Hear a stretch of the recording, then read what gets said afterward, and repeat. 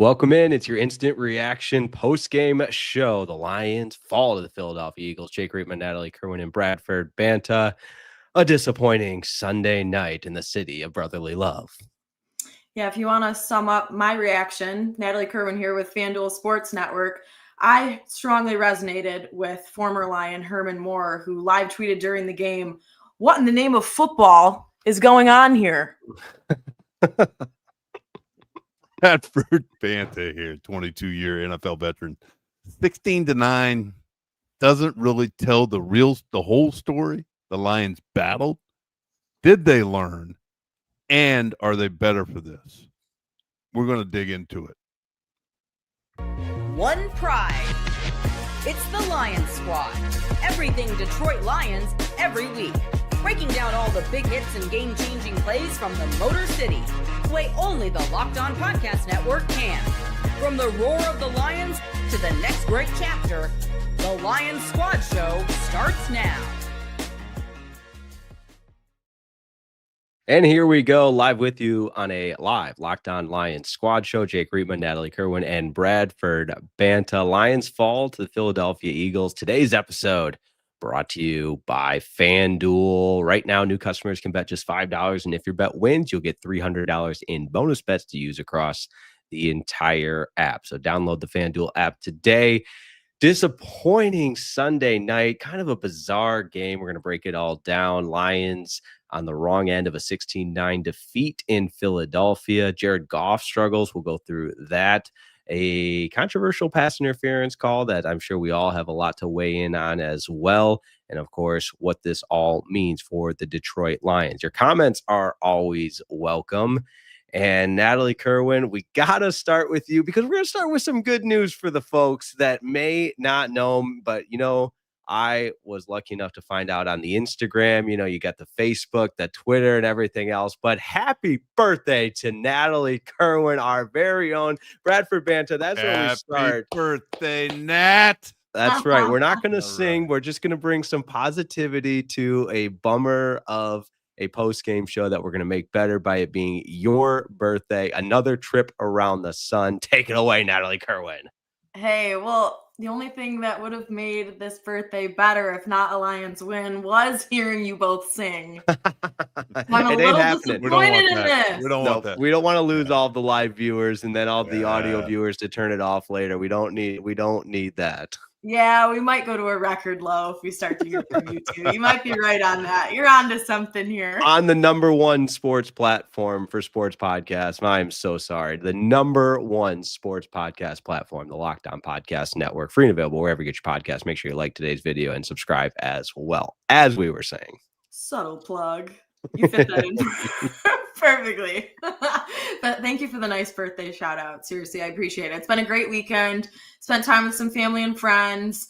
Was really hoping for a Lions victory today to cap it all off. Obviously, I was so excited that this game happened to line up on my birthday. As soon as the schedule was released this summer, obviously I was like, oh my gosh, this is going to be perfect. And of course, I didn't know at the time it was going to be like the headliner game, right? Sunday Night Football. But like, oh, this is, obviously going to be a great matchup. Lions, Eagles, knowing how the teams were last year as well.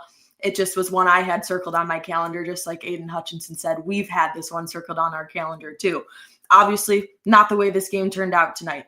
So just a general overall view. This game, I feel like I don't know what I just watched on the offensive side of the ball, you guys. This was not what this Lions team has been all season long. I feel like we haven't seen this kind of performance out of them, in quite some time. Now, granted, that's a really good Philadelphia defense they just went against. And obviously they've been at the top of the NFC, and this was high caliber game. They knew what they were going up against, but the defense is what kept the Lions in this one. And we'll break that down. But it just, from Jared Goff being off, from Dan Campbell's play calling, a little bit questionable, obviously. Dan Gamble on 4th down, not just a little questionable, a lot questionable. 0 for 5 on 4th down. What? We'll break it all down, but there's so many question marks around this. It's not acceptable. If you're going up against a team like that, sometimes you got to just take the points. Could have been a different outcome. That's how I feel about this Bradford. I'm a little rattled. Birthday girl's I see rattled. that. Jamo I see that. wanted to end the night. We got 8 more minutes. I know. Of celebrating here, okay? I'm going to let you rattle for 8 more minutes. You just keep on rolling. So it's all up to you. You know, here's the thing. Yeah, Aiden said they had it circled on their calendar, but I don't think the offense did. You know, defense, they came out and played their tush off. And they played well. Golly, it's just, you know, there's a couple things that I have written down. It's just, you know, this whole game offensively is, I tell you what I have written down here is what we saw tonight was a jigsaw puzzle trying to be assembled on offense with pieces missing and the assembler working at it all game with no success. I mean, you're trying to fit a square peg through a round hole. And that just tells you how key that 14, 86, 0, and 5 all play off of each other. And that missing piece was Laporta tonight. Inside routes that they run, and without, I mean, yeah, Brock Wright does a good job filling in, but he's not Laporta. And just that connection that they have. And, you know, and here's a couple of other things that we can touch on. Jake, remember that I said this was, I don't know if you noticed, you know, did Goff have trouble gripping the ball because he went to 2 gloves. He had 1 glove at the beginning of the game. I'm not sure when he went to 2 gloves. So he had one on his throwing hand by the end of the game. And that's something that we can cover. You know, was the weather a factor? Possibly. But last I checked, the Eagles played in the same weather we did. And I don't know. I think it's, you know, there's a lot of stuff we're going to cover. And I'll bring it up, Jake. Let's get going with the show. We will, in fact, get going. We'll take your comments as well, because I know a lot of people have a lot to say. The Laporta missing piece was evident tonight. Defensively, a lot of really impressive individual performances, but collectively as a unit, really, really impressive stuff. Great job defensively. But taking away some of the, I think this is, you know, we'll finish this first segment with just kind of what we learned in some of our big takeaways. And I think we learned a lot about this defense. And one thing that stands out to me specifically among a lot of different things, but I want to take and get both of your guys' opinions on how well the Lions defended the tush push, whether it be a couple of penalties that the Eagles committed and then just downright stopping it a couple of times. And Dan Campbell, you know, made the headlines by saying he doesn't think the tush push should be banned. But if we're in the business of taking away some positives from this game, obviously the defensive performance as a whole, but I was really impressed the way they were able to stop that, and ultimately that was how they got got the ball back and got back into the game with the field goal from Bates, because they were in such good field position after stopping that tush push on 4th down. But do you think that the Lions may have just, for the rest of the NFL, shown kind of the blueprint on how to stop the tush push? Nat, I'll start with you. Yeah, I mean, I think this group, you know, that was one of my key things that I wrote down too. They can stop the tush push. And that obviously was one of the, I guess, highlights that we can take away from this. I mean, the defense, they did play their tails off, you know, with short fields, right? And I think they can be a blueprint for the rest of the NFL. Like the way that this group obviously has just come together too with injuries the last couple of weeks and just guys stepping up in different spots too, I think has just come to show that it's a strong group with depth. And I think the way that they were able to handle that, you know, Philadelphia offense tonight too, and I mean, hold them to just 16 points too, is a credit to how well, you know, they were able to, you know, string together a great defensive performance. I mean, Bradford, I guess you can break it down more from an X's and O's perspective on what you saw specifically on how they handled the tush push. But I just thought from what they played there tonight against such a great high-powered offensive team we normally see. Yeah, the Lions did set a great example. Right. It's going to be studied throughout the league on how they stop the tush push. But Nat, you're watching the same film I am, and it's the only way, without having looked at the all 22 film and from the end zone copy, the only thing that I can tell you that they did is that they sent guys low, they sent guys medium, and then they sent guys over the top to stop the tush push, and then sending guys off the edge.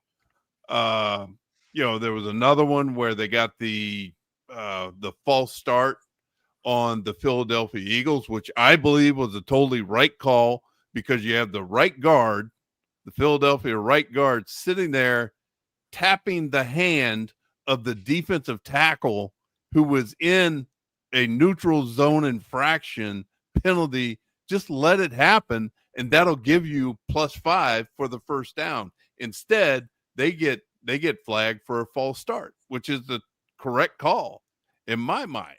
I mean, why on earth would you sit there and tap the guy on the hand and tell him, hey, you're lined up offsides, knowing that once you move that hand in a 4-point stance, you're going to be flagged for a false start, pal.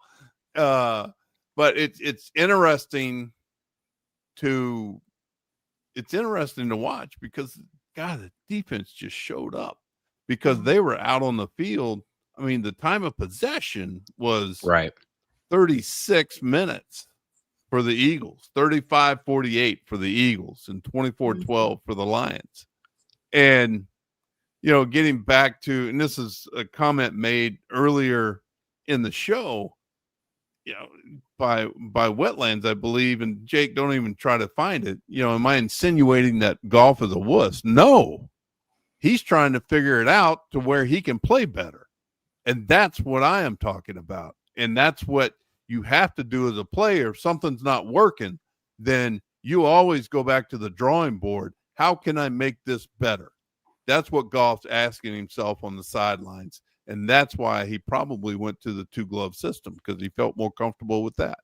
Yeah, the word that kept coming to mind for me looking at this offense was just out of sync. And I saw the one comment that Goff looks spooked, and that's a good way to put it. And the Eagles' pressure and penetration up the middle, the Jalen Carter and the rest of that defensive line, I hate to give them a lot of credit, but they deserve a lot of credit. When they weren't getting, penetration in the backfield, they were deflecting balls at the line of scrimmage. That led to the one interception, and they had a number of different bat downs throughout the course of the game. But I also thought Amon-Ra St. Brown looked a little bit out of funk, and not just the drop passes, but even on the 1 4th down the Lions didn't get. It wasn't necessarily his guy that came in and made the stop on Gibbs, but it looked like the line of scrimmage was moved a couple of yards up the middle, but I forget the Eagles defender that came knifing in to make the stop. But if Amon-Ra St. Brown seals that block, Gibbs easily gets the first down. And there was just a number of different little things with Amon-Ra St. Brown. And I don't want to, pick on Saint, but we're talking about Goff, who really, really struggled in other areas of that offense, the offensive line. And I think Amon-Ra St. Brown, in a game where you really needed him to step up with the absence of Laporta, it felt like he didn't meet the moment a couple of different times, not just the 4th down plays. He wasn't creating the separation he normally does. And again, a lot of factors at play here, good Philadelphia Eagles defense and everything else, but he just didn't look like himself tonight. Go ahead, Nat. Yeah, I was going to say, I feel like Amon-Ra hasn't looked like himself for a few games now. I feel like he's just had a lot more dropped passes than normal. 3 games in a row with a drop, and more than one in those games. And, you can look at Jared and say, on one hand, looks like he's throwing at his knees and throwing too low. But on the other hand, there are some passes where it's like, okay, Saint should have caught that. And so I don't know what the answer is. I don't know what is going on, because he does look out of whack. And so I don't know what's going through his head and what what the answer is. And when you bring up Jared Goff as well, I don't know what's going on there either. Now, obviously when he's getting all that pressure, he does have trouble with mobility, right? And with the O-line currently trying to get in sync and figure out their cohesion this entire year, that's been a topic that we've discussed on here. Obviously not the same O-line that he used to have without Frank Ragnow, right? So it's a different feel for him this year. And I think that's been a little bit of a struggle and an adjustment for him as well. And so I think I don't know. The pressure rattles him. I think the O-line issues were getting to Goff as well. So that combo with both Saint and Goff just was both out of sync tonight. So I'll let you pick up on that, Bradford. But to me, I don't know what is going on with Saint, but with Goff, I think it's a pressure issue for him. Look, there were a couple of passes tonight that you would expect Amon-Ra to make. I mean, just catches that you would expect him to make. And a couple of them were on the fourth down. There was one that, was it a perfect pass that Goff threw? No, it wasn't. Did he have to dive for it? Yeah. Was it off of his fingertips? Yes. Was he fully extended?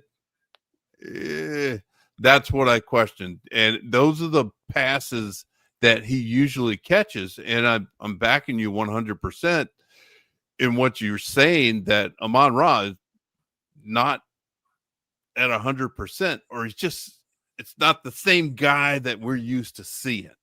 Mm-hmm. And what it is, only he knows. And do you expect him to come back against the New York Giants and have a great game? Yeah, you expect the entire offense to come back and have a great game. But you also have to factor in, for as much bashing as Johnny Morton got for his play calling in the previous games before Dan took it over, okay, was it the play calling? I don't know. It's time to talk about player execution. You talk about disconnect. Well, hey, you got it. Players make plays. Coaches call plays. Players make plays. And, you can talk about disconnect. You can talk about all the storylines outside of the playing field. But once every play that is designed, whether it's designed by Dan, whether it's designed by Johnny, whether it's designed by any coach, they'll tell you this is designed to score a touchdown. Does it happen every time? No, it doesn't. So now we're talking about player execution. These guys are going to have a long plane ride back. It's going to be quiet. They're all going to be watching the film on their iPads or on their computers or, Microsoft tablets or whatever they have. And then they're going to go in tomorrow. They're going to watch the film. And there's going to be some soul searching because you had a win versus the Commanders. Okay, great. The Commanders are on a 6-game skid right now. You play the Giants next weekend. They should win that game. Should win that game. Now, whenever you start playing, then you're going to come up against the Packers on Thanksgiving Day. That's going to be the test. The Giants is kind of going to be a warm-up, in my opinion. The next test that they're going to have is Green Bay, because that's the team on opening day that whipped them pretty doggone good. They better get right going into December, all the way through December, and then headed into January, because there's only so many spots for the playoff, and you don't want to be left out. Absolutely. We'll talk about some of those plays that the defense made. We'll do our deep dive on the defensive side of the ball on the second segment of our postgame show right here on Alive, Locked On Lions post show. This episode of the Locked On Lions Squad Show is brought to you by our good friends over at Mint Mobile. If you're still overpaying for wireless, it's time to say yes to saying no. At Mint Mobile, their favorite word is no. No contracts, no monthly bills, no overages, no hidden fees, and no BS. That's my favorite part. No BS. And I said yes to making the switch and getting the premium wireless just $15 a month. That's right. Premium wireless coverage for just $15 a month. Mint makes it simple. All plans come with high-speed data and unlimited talk and text delivered on the nation's largest 5G network. You can even bring your own phone and keep your same number and contacts. The setup's super easy. You keep your number and you're running in minutes. And if you're ready to say yes to saying no, make the switch at mintmobile.com/LockedOnNFL. That's mintmobile.com/LockedOnNFL. Mintmobile.com/LockedOnNFL.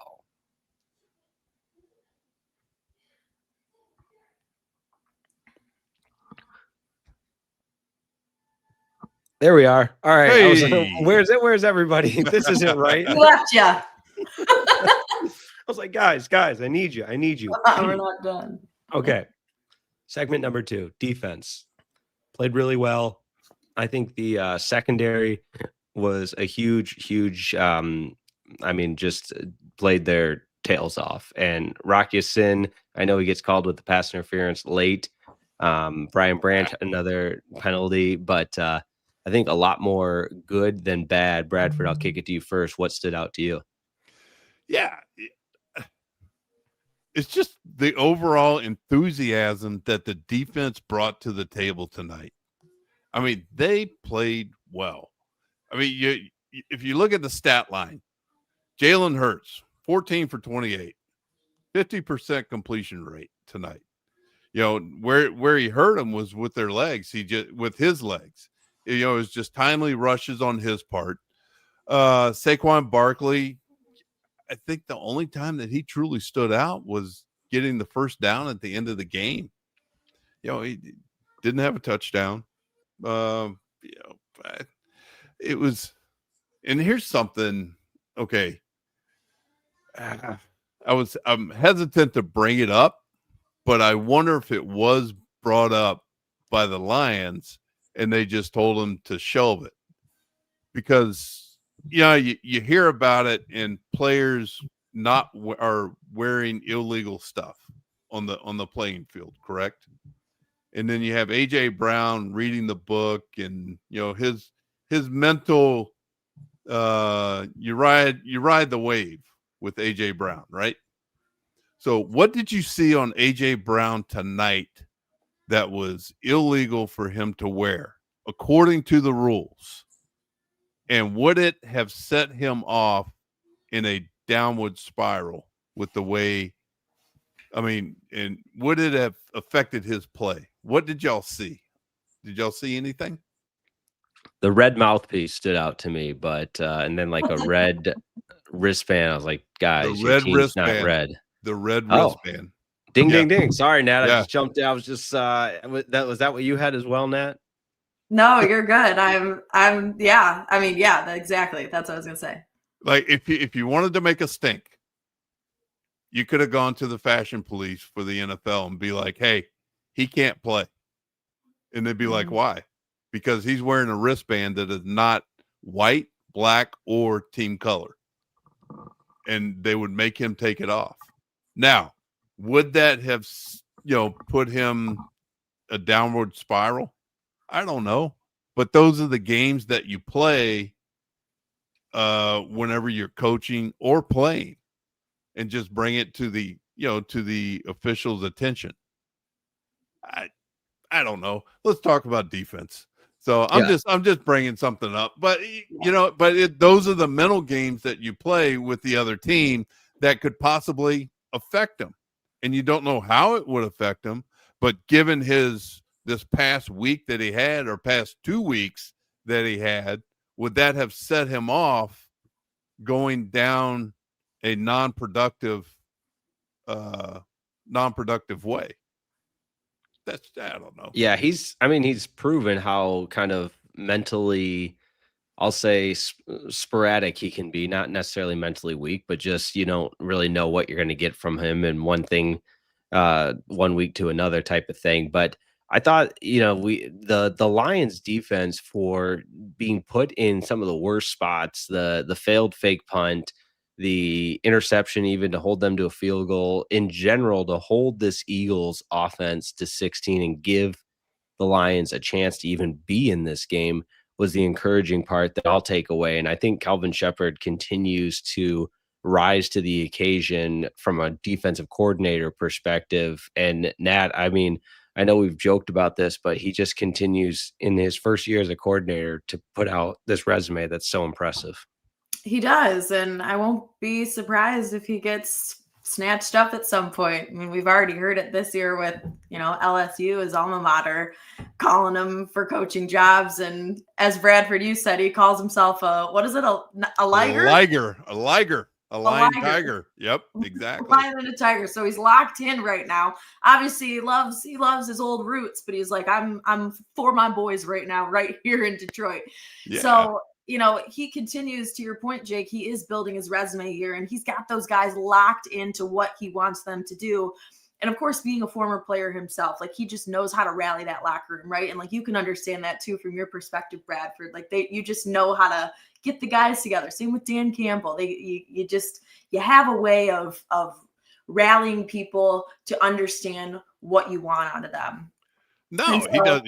Yeah, he does. He does a fantastic job, and he's proven it week in, week out, with the starters, with the non-starters, talking about the Legion of Whom, with Muhammad, whenever Marcus Davenport went out, and Muhammad has come on and has had probably his most successful season since he's been in the league. He continues to rally the troops week in, week out, and he gets them to perform at their best. Why? Because he's brutally honest with them, and he pushes them, and he knows what buttons to push on each individual player to draw the best out of that player's performance on game day. And that's the fun part about coaching, just speaking from my perspective, is whenever you go out there and challenge a player and he answers the bell and then they respond, God, it's just a great feeling on both sides. I've been on both sides, from a player perspective and a coach's perspective. And just to have that happen, and for a player to go over to a coach and be like, Coach, it happened just like you said it would, because I performed exactly how you said I should. And then for a player to come up to a coach and say that, both sides, it's a gratifying thing. And then it just brings the cohesion for the unit that much closer. And it's a fun thing to see. And again, just like 2 weeks ago, Detroit defense was dealing with a short field some of the time, just because we went for it on fourth down, and it possibly, it put us not in a good position. But that's Dan's MO, and he's going to go for it, and he trusts his guys. I'd also add, I wanted to get to this sooner, and I just popped into my head. Schematically, I thought the Lions' game plan tonight, with the amount of man coverage that they played, sometimes you're asking guys, for example, you're asking a linebacker to run with Saquon Barkley in pass coverage, and there was a couple of instances, whether it be Anzalone and it might have been Barnes on one of them, but a number of different times, and Campbell too, that these linebackers really rose to the occasion in being asked to do some things that, skill wise, from a skill set standpoint, they're not always asked to do. And I just was really, really impressed with that linebacker core. And Bradford, I'm not sure, excuse me, sorry, if you were, picked up on the amount of man coverage that they were playing again tonight. Yeah, no. And that was another thing on third down. And I wish I'd be paying more attention to it in earlier games, but on third down, the Detroit Lions were playing a 3-3-5. So, which is 3 down, 3 linebackers, and then 5 defensive backs, where normally you go into what your prototypical nickel situation where you have 4 defensive linemen, 2 linebackers, and 5 defensive backs. But the Lions have such faith in their linebacking core and their coverage skills with guys like Barnes, Anzalone, and Campbell that they leave them out on the field. And it gives them it's just especially with Alex's movement skills, Anzalone's movement skills in being able to cover guys in the open. Now, there was a situation this game that I'm glad Hurts overthrew Barkley, because Campbell had him one-on-one whenever Barkley was lined up in the number 1 position, which means he was lined up in a wide receiver position, all closest to the sideline. He was the number 1 wide receiver. Campbell was all the way out there, and Barkley gave him just a little bit of a stutter, and you could see Campbell's face on the replay. He was straining, trying to keep up. And that's where I was like, I was good that Jalen missed that throw. For sure. That is not a fun place to be in, for sure. But overall, listen, the Lions, obviously, it's a tough loss, and that's what you'll remember this game from. And there's a lot of things that need to be corrected and adjustments that need to be made. But I think we can all agree, Nat, I mean, this defensive performance is at least one to kind of keep with you. Now the offense needs to catch up. Absolutely. Yeah. I mean, coming into this one, right? Like we've talked about it, the injuries have been piling up, unfortunately, but for the secondary group specifically, they were missing 3 of their 4 starters, and they still found a way to ball out, right? Like Kelvin Shepherd doesn't let that stop them. They're like, hey, the Legion of Boom's still going to step in and find a way to put their stamp on it. And so the Lions were able to do that. I mean, holding a high-powered offensive team like Philly to just 16 and handling Jalen Hurts and that group the way they did, there's something to say about that. Now, on the offensive side of the ball, as you just said, that's a different story. There's a lot to take away from this game, a lot of conversations that are going to have to be had this week, coming up in Allen Park on this plane ride, all of it. I was even trying to just scroll a little bit and to see what was going on post game in the locker room, just from guys I saw. Amon-Ra St. Brown said, there were a lot of missed opportunities tonight, especially from me. So he knows, players taking accountability. That's going to be huge. He's got to find himself again. I mean, for this team to be successful, the Lions do have a lot of weapons, right? We know that, but he's one of the guys, like he is one of the straws that stirs the drink here, if that makes sense, right? Absolutely. So, that makes sense. So he has to find that, but he's the kind of guy that has that fire in him to try and get there. So he does have soul searching. I think you put it perfectly, Bradford. That's a good way to put it. And so I hope we see that with him. But yeah, not the kind of Lions that we're used to tonight. So yeah, he's what I call, you talk about stirring a drink and all. He's what I call the flag bearer. He's the guy that's a flag bearer for the team. The guys that run out with the flag at the beginning of the game, and hey, that's our guy. That's who we want everybody to focus on. Well, we have pushed it back as long as we possibly can. How about a fun Jameson Williams discussion on the other side of this break? Get the comments ready. I know everybody's got a lot to say about that. We waited this long. I know. We buried the lead, some would say, but we'll do a deep dive on the offense as well next. Don't go anywhere. It's the Locked On Lions Squad Show. Hey, today's episode of the Locked On Lions Squad Show is brought to you by FanDuel. The NBA is back, and there's no better place to get in on the action than FanDuel, the official sports betting partner of the NBA. Even if you miss the start of the game, not to worry. You can ride the hot hand because FanDuel has live bets on everything from who will score next to fourth quarter comebacks. Plus, you can even combine your live bets into a same game parlay for a shot at an even bigger payout. It keeps every game exciting, especially when your team's making that late push like the Detroit Pistons have been. They just may never lose again. That's how good they've been. Right now, FanDuel is giving you new customers $300 in bonus bets when your first $5 bet wins. So head on over to FanDuel.com, sign up, and play with FanDuel. That's right. Play your game with FanDuel, the official sports betting partner of the NBA.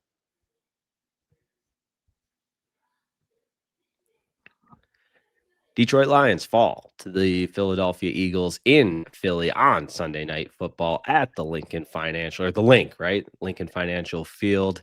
Tough place to play, tough place to get a win, and the Eagles showed why. Thank you for tuning in to the live Locked On Lions squad show on the #1 sports platform, the Locked On Podcast Network. All right.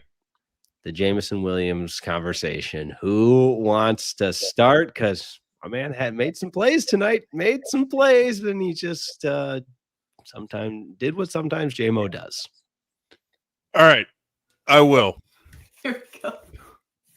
So, okay, I have been in this kid's corner pretty much the entire time, giving him chances.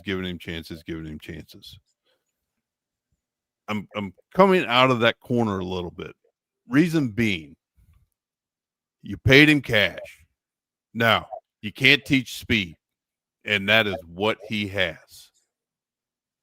One, I would like to see him be more of a hands catcher of the ball. That part bugs me.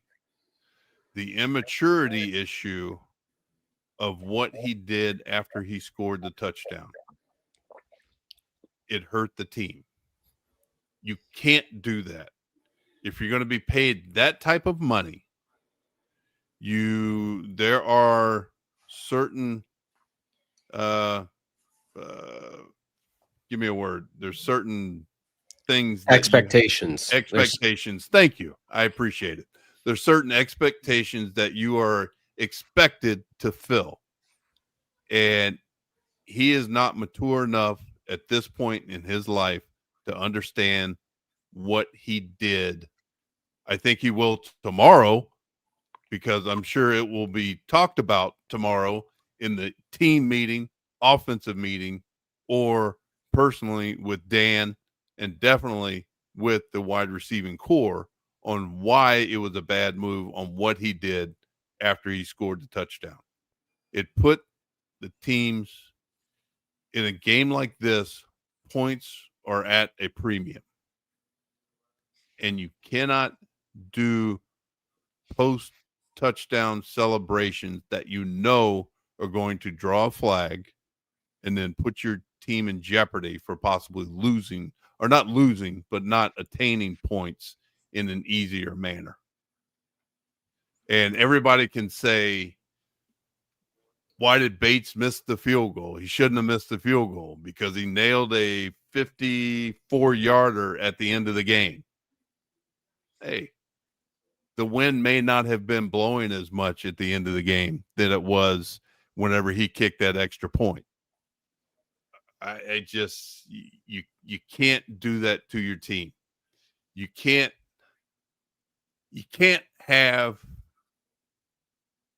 have to be fundamentally sound. And that's part of being fundamentally sound, is being mature.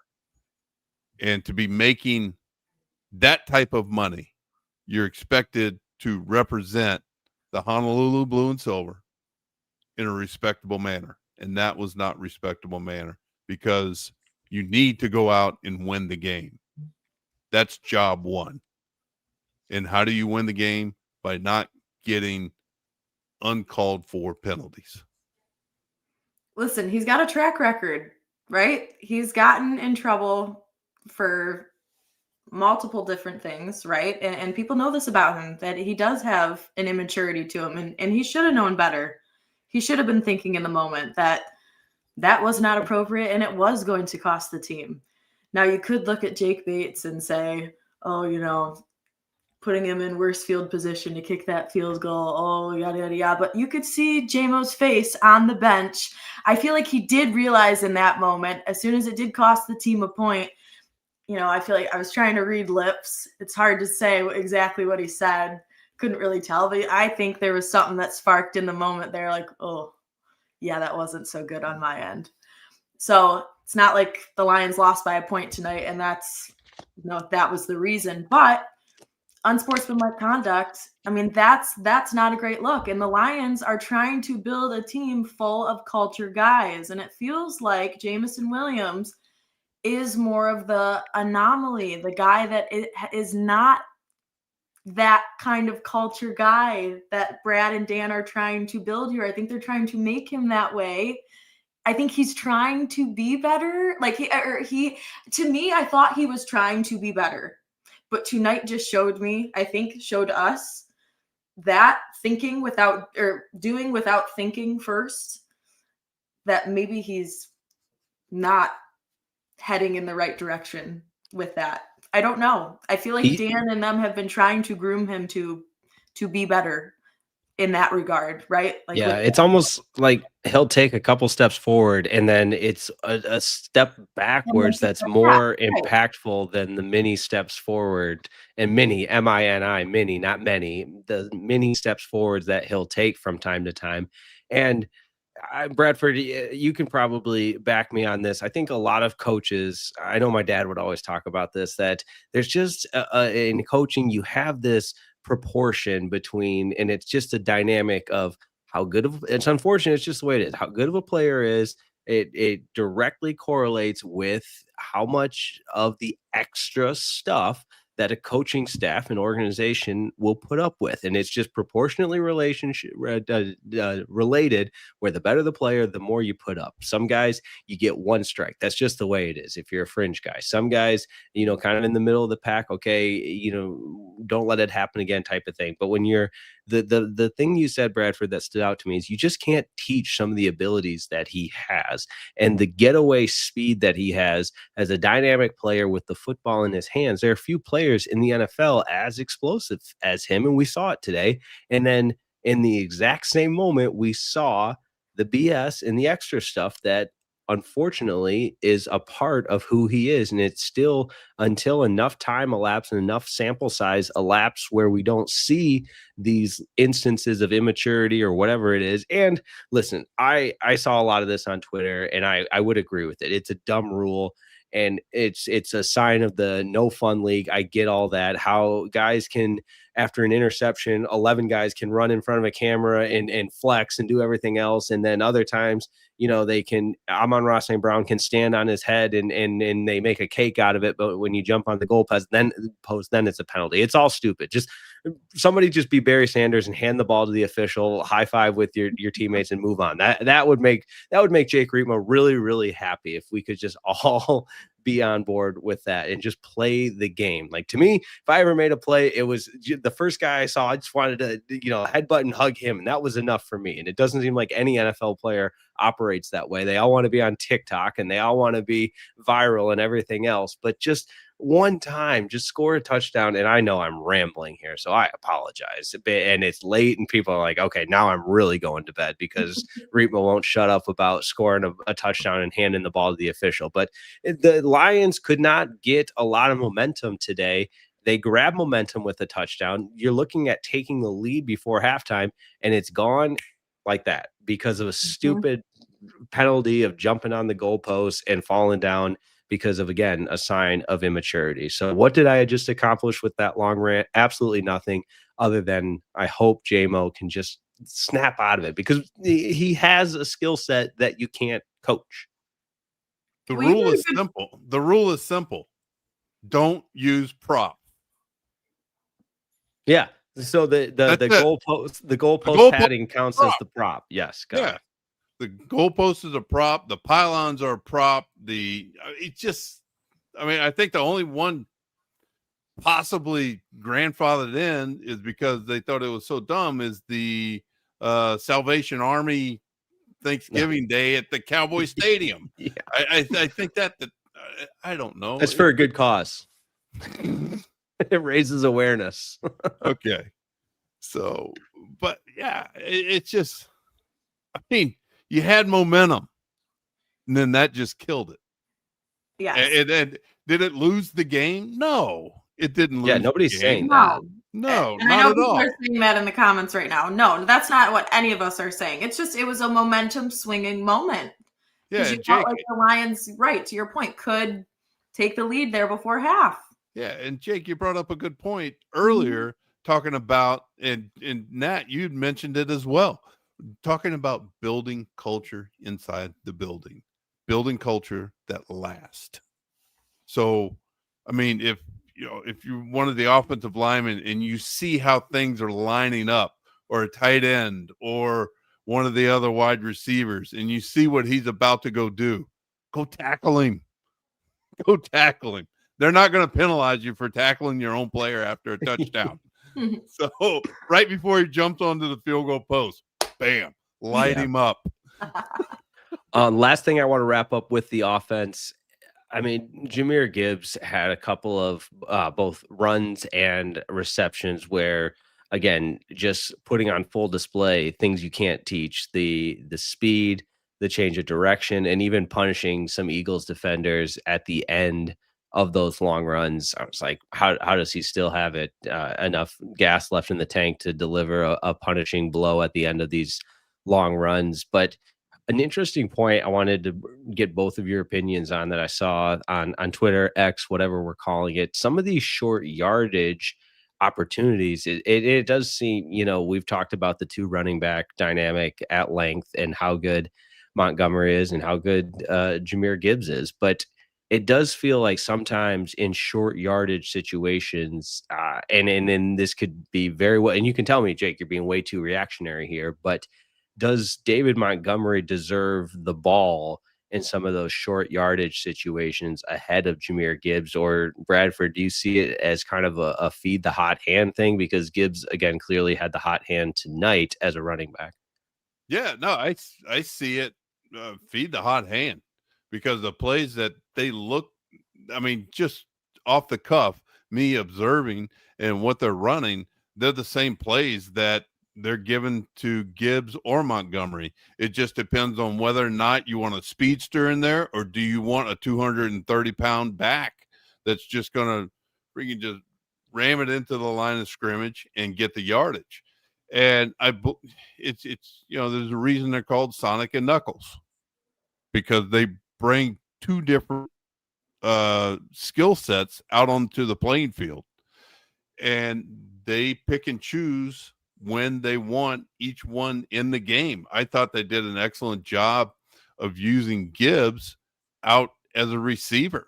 And I mean, he was very, very effective. They used him in the screen game a little bit there, but I believe whenever he had the 45-yard gain, he was out as a receiver in the 1 or 2 position. So they do a good job of mixing and matching the guys, but they put in the player that they want to put in who they think is going to be most effective. And that guy has been Gibbs week after week, and so it just makes sense that that's who you're going to feed the ball to. And so I'm with you there, Bradford. I think it's whoever's riding the hot hand, just go with him. And that's been Jahmyr Gibbs. Absolutely. Let's tie a bow on this. We'll send everybody off to get some sleep before the work week starts on a late Sunday night. We got a nice 1 o'clock game next Sunday that we can be really excited about for Lions Giants, a little bit more regularly scheduled programming, if you will. So final segment coming up next on the Locked On Lions Squad Show. And just like that, we are back on a live Locked On Lions Squad Show on the #1 sports podcast platform, the Locked On Podcast Network. Jake Riepma, Natalie Kerwin, and Bradford Banta.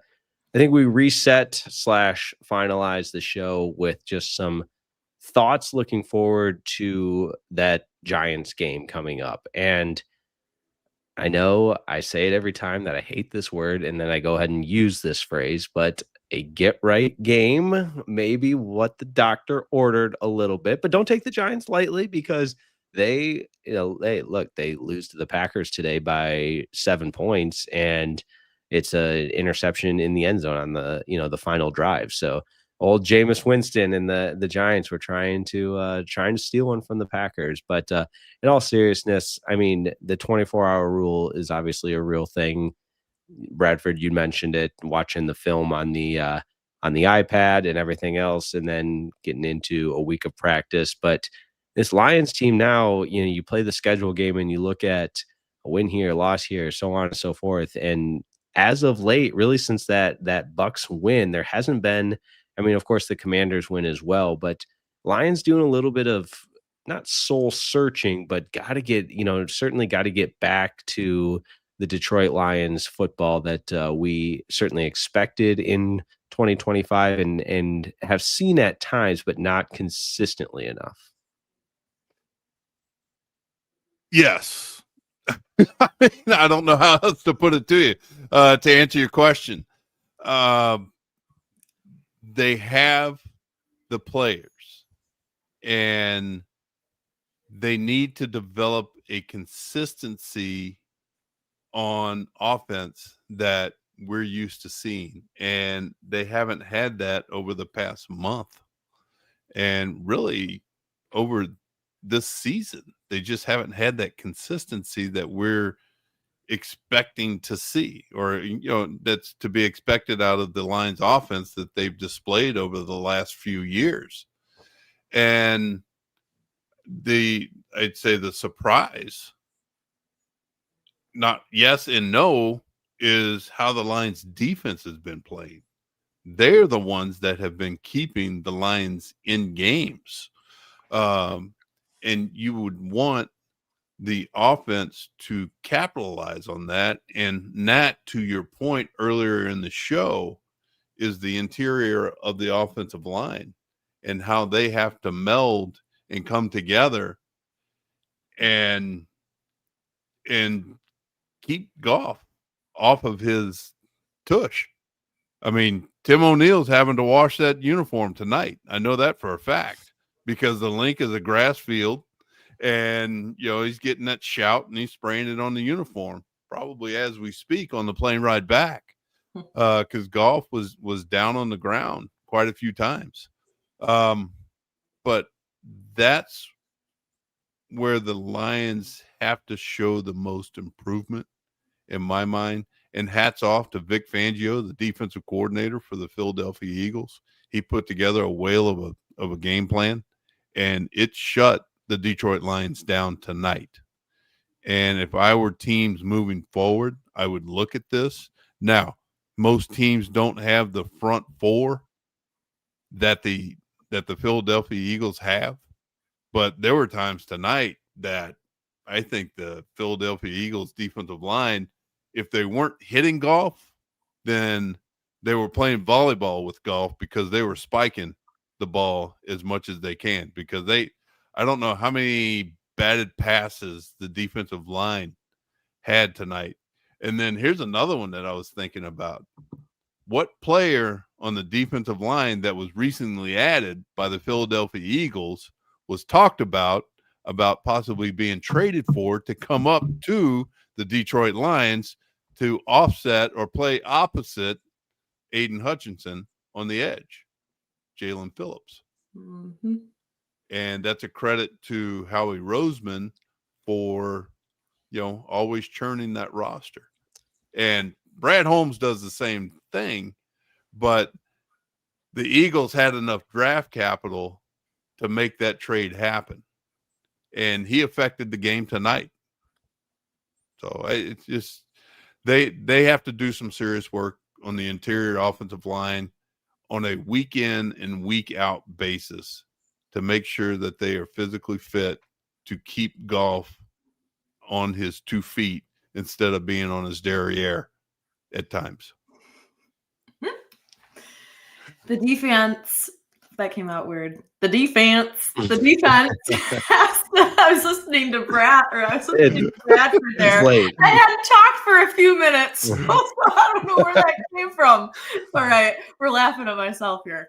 The defense cannot continue to bail out the offense like it has, right? The offense has to figure it out, right? Going into the last part of the season here as they continue to grind it out, right? We're going into what week? Is this going to be week 12, 11? We're in week 11 right now, going into week 12. Yeah, so we're going into week 12. Going into week 12. It's hard. To say that they need to figure it out right now is a tough spot to be in. They should have it figured out. They should have that consistency, right? That we were just talking about. They should have that. Jared Goff needs to have a line in front of him that has that cohesion. And is that Hank Fraley sitting down with those guys and, trying to figure out, Tate Ratledge did go down earlier in today's game. I don't know if we have an update on him, if you guys saw anything with that. I haven't seen one yet. Yeah, Okay. I haven't seen either. And so, that's a huge part of it. Obviously, him getting back into a rhythm, being able to deal with the pressure that's coming at him. And sometimes I think, too, this was another part I was going to bring up earlier when we were talking about Saint not looking right and just the connection with Goff as well. Sometimes I think Goff hones in too much on him when there are other guys clearly open. I saw that a few different times tonight, like Jamo clearly open. And I'm like, come on, how does he not see that right now? Obviously, as he's going through his progressions, but it's just, I don't know do you notice that, you guys, as well? Am I crazy for saying that? I thought one of the fourth downs, it looked like Brock Wright over the middle was coming open in the flats. Admittedly, I can't diagnose coverages as quickly as maybe an NFL quarterback might and go through the progressions like you said. But, like you said, Bradford, I think the all 22 will show a lot more too. For sure. Right. No, I agree with you. And it's just, we're going to have to sit down and figure out. The coaching staff is going to have to sit down and figure out is moving forward for the next 3 weeks. What are we going to do? Who's going to take the place of Laporta? Is that going to be a different personnel grouping? Is it, how are we going to run plays and function like we did whenever he was in the game? How are we going to function without him being in the game? Mm-hmm. Like I said, is it going to be different personnel groupings? Is Tesla going to step in, or are you going to run more? Are you, instead of running 12, are you going to run more 11, meaning one running back, and 11 is one running back and one tight end, as opposed to 12 being one running back and two tight ends. That means difference between 3 and 2 receivers. Is Tesla going to take that place of Laporta and run those routes? Is he mature enough as a receiver to step into that position and do what Laporta has been doing? Time's going to tell. And, kid, hey, you're here for a reason. It's time for you to step up and start playing some ball. Absolutely. And with that, the Natalie Kerwin birthday episode, I think, is coming to an end. So we have to give our birthday girl, our queen, the rose between two thorns, the final word on this Locked On Lions Squad post-game show edition. Well, I'm glad I got to end my birthday with you guys. How about that? Hey, all right. The Lions couldn't get it done for us, but my favorite people that I get to spend 2 of my days of the week with. Hey, it's all good. I think they're going to get it figured out. They will. We're not going to freak out over this. As Bradford always says, you move on to the next week. 24-hour rule. You keep us on track, right? When Jake and I start to go off the rails, Bradford always says, even if it's a bad win, he always says, a win is a win. Hey. Even with the loss, it's, hey, they're going to get it right. It's going to be fine. We're going to figure it out. I think the Lions are going to do that. was an ugly loss. It was ugly. The defense did their job. The offense was horrible, but they know it. Like the players, they know it. They're going to hold themselves accountable and they're going to figure it out. They're their own worst critics. And so I'm anxious to see what Dan Campbell said after this one and hearing more about what the players said. But they're going to get a chance back at Ford Field on Sunday. And I expect it to be one of those I feel like they always come back the next game and perform. Obviously, it's always like a redemption game of sorts, a good response. I feel like we always get that out of them. Not that a game like this should inspire that, but I would hope tonight's performance would give us some sort of, extra fuel to the fire.